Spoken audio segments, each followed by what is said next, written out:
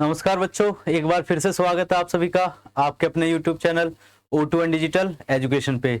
मैं विशाल भाटी लेके आया हूँ क्लास 10th की साइंस, और साइंस में भी हमारा टॉपिक जो चल रहा है वो है बायोलॉजी पार्ट। ठीक है, हमारा चैप्टर चल रहा था हाउ डू ऑर्गेनिज्म रिप्रोड्यूस, और उसका हमारा लास्ट टॉपिक बचता है जिसका नाम है हमारा reproductive health. Reproductive health start करने से पहले कुछ टर्म्स है हमारे जो पूरे चैप्टर में हमारे मिस हो गए हैं, या फिर हमने एक आध चीजों के बारे में पढ़ा भी है। ठीक है, तो उनको हम डिस्कस करेंगे कि किसका क्या मतलब होता है। ठीक है, देखिए स्टार्ट करते हैं पहले टर्म से जिसका नाम है मिनार्च। ठीक है, मिनार्च की अगर बात करूं तो ये क्या है, स्टार्टिंग, किस चीज की starting, starting of menstrual cycle, starting of menstrual cycle.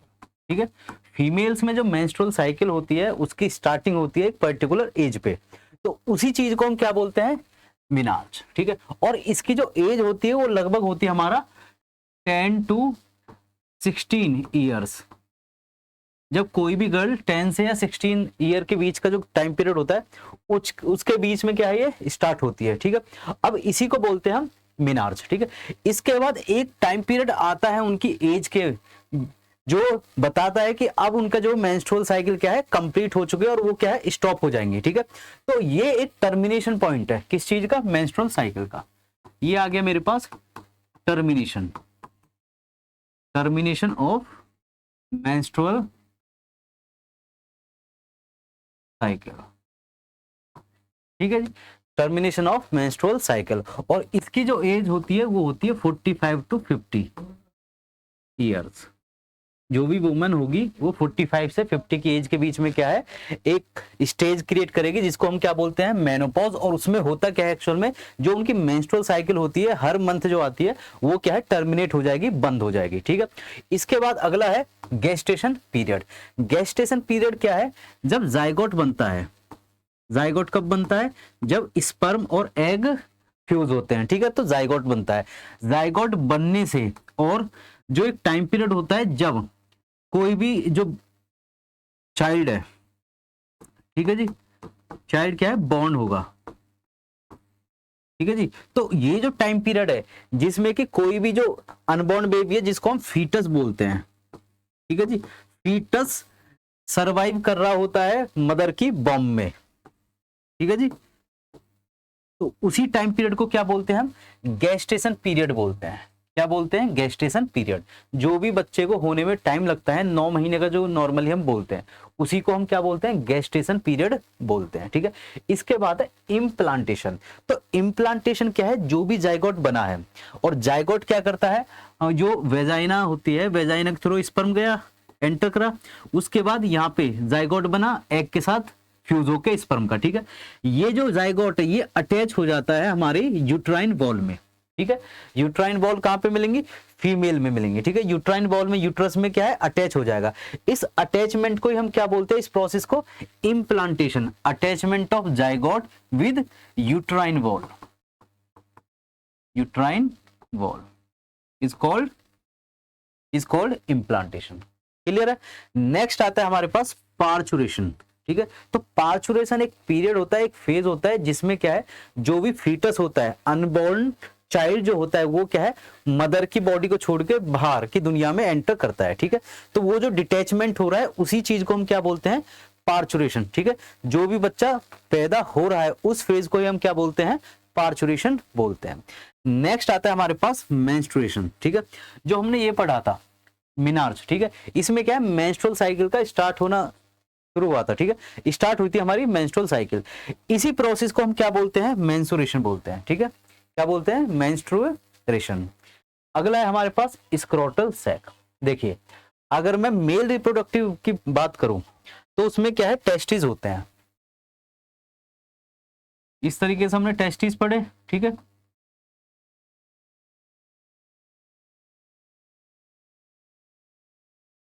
इस तरीके से। ठीक है, अब ये जो टेस्टिस होते हैं इनके ऊपर एक कवरिंग होती है। ठीक है जी, कवरिंग होती है ऐसे। ठीक है, ये तो ज्यादा सेपरेट हो गए, देखिए इस तरीके से कवरिंग होती है जो बॉडी से अटैच्ड रहती है। ठीक है, इन कवरिंग्स को ही क्या बोलते हैं, स्क्रोटल सैक बोलते हैं। क्या बोलते हैं, स्क्रोटल सैक बोलते हैं। ठीक है। तो ये पाउच लाइक स्ट्रक्चर है, पाउच लाइक स्ट्रक्चर। अब इनका काम क्या होता है पाउच लाइक स्ट्रक्चर का? हमारी जो बॉडी है, ठीक है, उसका एक पूरी बॉडी का टेम्परेचर रहता है 37 डिग्री सेल्सियस के नियर बाई, ठीक है, इतना हमारी बॉडी टेम्परेचर रहती है, ठीक है। अब अगर मैं बात करूं स्क्रोटल सैक को, तो स्क्रोटल सैक के अंदर क्या है, टेस्टिस है। टेस्टिस क्या बनाएंगे, स्पर्म बनाएंगे। क्या बनाएंगे, स्पर्म। और स्पर्म को जो नॉर्मल टेम्परेचर चाहिए बढ़ने के लिए वो कितना होता है, लगभग 35 डिग्री सेल्सियस, लगभग, ठीक है, 0.5 ऊपर नीचे हो सकता है, लगभग 35 डिग्री सेल्सियस। तो ये स्क्रोटल सैक क्या है, बॉडी से बाहर की तरफ अटैच्ड होते हैं और ये क्या है, टेस्टिस को कैरी करके रखते हैं, जो कि एक टेम्परेचर प्रोवाइड करते हैं जो सुइटेबल होता है स्पर्म फॉर्मेशन के लिए, ठीक है जी।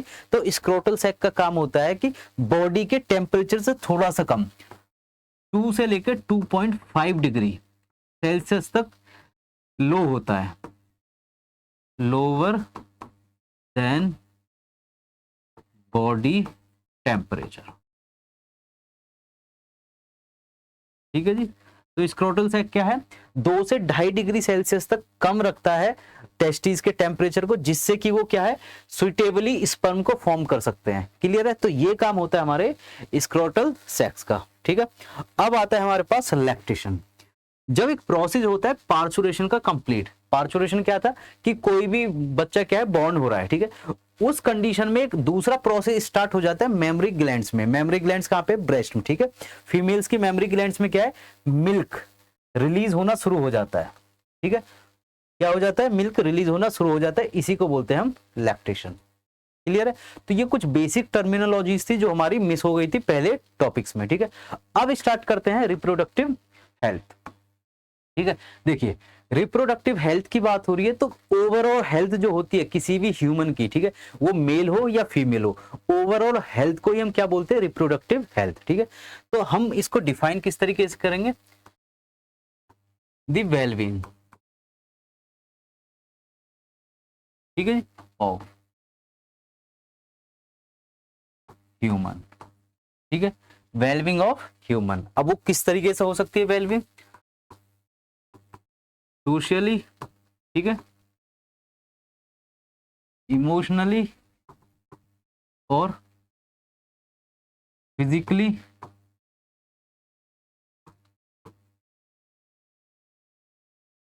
सेक्सुअली, ठीक है जी, और ईटीसी। तो अगर वो सोशली, इमोशनली, फिजिकली और सेक्सुअली इन हर चीज में क्या है, कंपेटिबल है, तो उसको क्या बोल देंगे हम कि रिप्रोडक्टिव हेल्दी है, ठीक है जी। कोई भी ह्यूमन, कोई भी मेल या फीमेल अगर ये सारे पॉइंट्स को फॉलो कर रही है, इसमें वो परफेक्ट है, तो इसका मतलब क्या है, रिप्रोडक्टिव हेल्थ भी उसकी क्या है, परफेक्ट है। क्लियर है? अब बात करते हैं रिप्रोडक्टिव हेल्थ के बाद कॉन्ट्रासेप्शन की, ठीक है जी। तो कॉन्ट्रासेप्शन अगर मैं बताऊं तो कॉन्ट्रासेप्शन होता है अवॉइड करना, ठीक है। किस चीज को अवॉइड करना, प्रेगनेंसी को अवॉइड करना, ठीक है जी, प्रेगनेंसी, ठीक है, प्रेगनेंसी को अवॉइड कर रहे हैं, ठीक है, तो उसी को क्या बोलते हैं, contraception. The avoidance of pregnancy is called contraception, ठीक है। अब जो कॉन्ट्रासेप्शन होते हैं वो अलग अलग मेथड से किए जाते हैं, ठीक है। अगर मैं मेथड्स की बात करूं तो वो फिजिकली मेथड्स हो सकते हैं, वो केमिकली मेथड्स हो सकते हैं, या फिर वो हमारे जो भी सर्जिकल मेथड्स हो सकते हैं, ठीक है। तो अब मैं कॉन्ट्रासेप्टिव मेथड्स की बात कर रहा हूं, तो पहला हमारे पास है फिजिकल मेथड, सेकंड है सर्जिकल मेथड और थर्ड है मेरे पास केमिकल मेथड। फिजिकल मेथड्स का मतलब सीधा सीधा ये है कि स्पर्म को एग से मिलाना ही नहीं है, मतलब उनको दोनों को मिलने से, फ्यूज होने से रोकना है, ठीक है। तो इसमें हम क्या यूज करते हैं फिजिकल में, डेफिनेशन पता चली फिजिकल में क्या है कि हम स्पर्म को और एग को, ठीक है जी, दोनों को फ्यूज होने से रोक रहे हैं, तो उसी को बोलते हैं फिजिकल मेथड। अब इसके एग्जांपल्स की बात करूं कि फिजिकल मेथड्स में क्या यूज करूं जो कि क्या है, वो कॉन्ट्रासेप्शन हो जाए, ठीक है। तो फिजिकल मेथड्स में आता है कॉन्डोम, फिजिकल बैरियर है, ठीक है, क्या करेगा, स्पर्म को यूट्रस तक पहुंचने ही नहीं देगा, ठीक है जी, ट्रैप कर लेगा वहां पे, तो ये क्या है, कॉन्डोम्स, ठीक है। उसके बाद आते हैं हमारे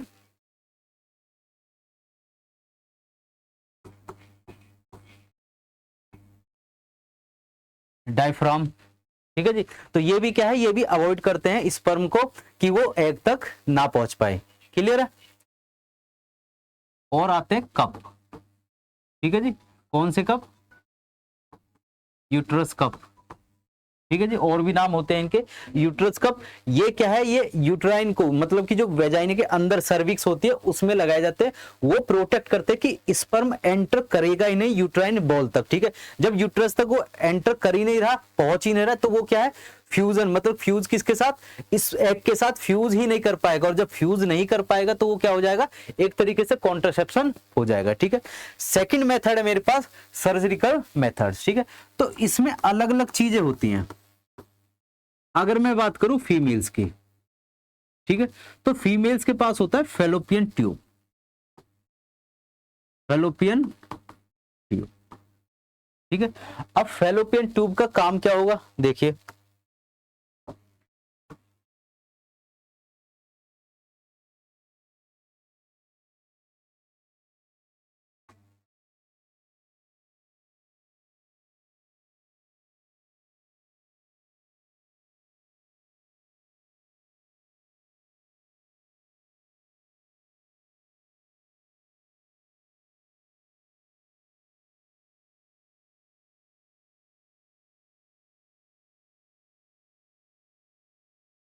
ठीक है जी, देखिए अब इसमें एक्चुअल में होता क्या है, ये फेलोपियन ट्यूब है, इसको यहां से कट करेंगे। ठीक है, और इसको कट करके क्या है, यहां से टाइटली इसको बांध देंगे इधर से और इधर से। ठीक है, सेम कंडीशन इधर होगी और सेम कंडीशन इधर होगी कि इसको भी क्या है, टाइटली इधर से बांध दिया, इधर से बांध दिया।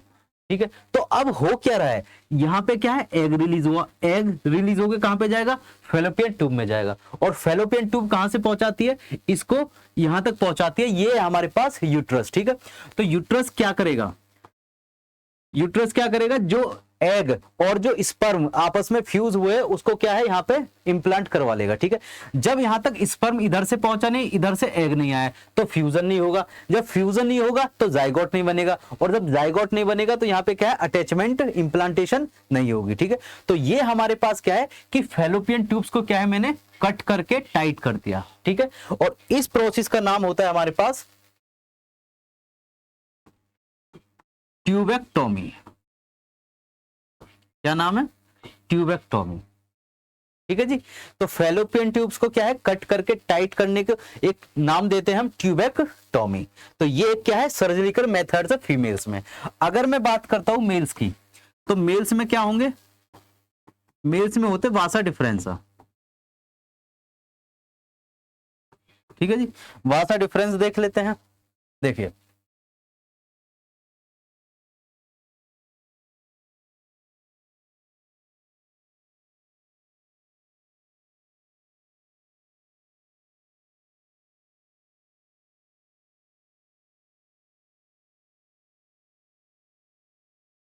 ये स्ट्रक्चर, ठीक है, तो इनको क्या बोलते हैं हम, इनको बोलते हैं वासा डिफरेंसा।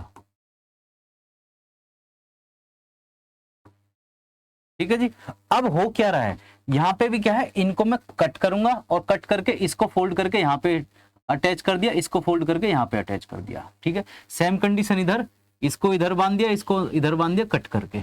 ठीक है, तो ये क्या है, वासा। ठीक है, तो इनको क्या है, मैंने टाइट करके मतलब कट करके टाइट कर दिया, जिससे क्या है, स्पर्म कहां तक नहीं पहुंचे, स्पर्म नहीं पहुंचेगा हमारे पेनिस तक। ठीक है, और जब पेनिस तक नहीं पहुंचेगा तो वो क्या है, इजैकुलेट नहीं करेगा स्पर्म को। क्लियर है, बट इस कंडीशन में जो दूसरे फ्लूइड्स होते हैं वो सारे क्या है, पहुंच जाते हैं। ठीक है, सिर्फ स्पर्म नहीं पहुंचेगा, तो इसका नाम होता है हमारे पास वेसेक्टोमी। क्या नाम है, वेसेक्टोमी। ठीक है, तो वासा डिफरेंस को कट करके मैं टाइट कर रहा हूं, तो इसका प्रोसेस का नाम है वेसेक्टोमी। वेसेक्टोमी, क्लियर है। तो ये आगे मेरे पास सर्जिकल मेथड्स दो, एक फीमेल में एक मेल में। क्लियर है, ठीक है जी। अगर मैं बात करूं सर्जिकल मेथड्स की, ठीक है, और कौन सा हो सकता है सर्जिकल मेथड्स, देखिए अगले सर्जिकल मेथड्स की बात करूं तो एक होता है कॉपर टी। क्या होता है, कॉपर टी। उसकी स्ट्रक्चर कुछ इस तरीके से होती है, ऐसे करके इस तरीके से। ठीक है जी, तो कॉपर टी क्या है, सर्जिकल मेथड्स के, एक सर्जिकल मेथड्स के द्वारा क्या है, प्लेस करा जाता है कहां पे, यूट्रस में, ठीक है। वो यूट्रस में जाके क्या करेगा, जो भी स्पर्म आएगा, ठीक है, तो ये क्या है, कॉपर का बना होता है। कॉपर क्या करेगा, स्पर्म को इनएक्टिवेट कर देगा। जो भी स्पर्म कहां तक पहुंचा, यूट्रस तक पहुंचा, ठीक है, तो उसको क्या है, इनएक्टिवेट कर देगा। जब ये इनएक्टिवेट हो जाएंगे तो कॉपर टी काम कर दिया इनएक्टिवेट का, तो अब ये इनएक्टिवेट होके किसी भी एग से क्या है, फ्यूज नहीं होंगे। और जब ये फ्यूज नहीं होंगे तो ये क्या है, कॉन्ट्रासेप्शन मेथड हो जाएगा, ठीक है। तो इस तरीके से क्या है, सर्जिकल मेथड्स काम करते हैं, एक फीमेल्स में, एक मेल्स में और एक फीमेल्स में कॉपर टी के द्वारा। क्लियर है। नेक्स्ट आता है मेरे पास केमिकल मेथड्स। तो केमिकल मेथड्स में क्या है, ओरल, ठीक है, पिल्स वगैरह जो है, ओरल पिल्स वगैरह दी जाती है, वो क्या है, केमिकल्स रिलीज करती है बॉडी में जाके, और वो क्या है, इम्बैलेंस कर देती है पूरी बॉडी के हार्मोन्स को, ठीक है। उससे क्या होता है, पूरी बॉडी के हार्मोन्स डिसबैलेंस होके क्या है, उल्टे सीधे काम करना शुरू कर देते हैं, ठीक है। जो काम होता उसका एग रिलीज होने के बाद का जो काम होता, ठीक है, वो रुक जाएगा। क्लियर है। अब एग अच्छी तरह प्रॉपर टाइम पे काम ही नहीं, वो रिलीज नहीं होगा ओवरी से। जब वो पर्टिकुलर टाइम पे रिलीज नहीं हुआ तो उससे क्या होगा कि जो भी स्पर्म आ रहा है वो क्या है, उसके लिए एग आना डिले हो जाएगा, ठीक है।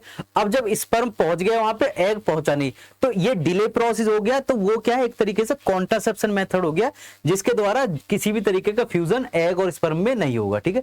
तो ये मेथड्स हो गए मेरे पास कॉन्ट्रासेप्टिव मेथड्स। नेक्स्ट आता है एसटीडीज, ठीक है। एसटीडीज क्या है,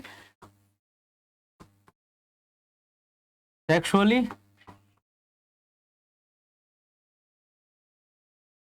ट्रांसमिटेड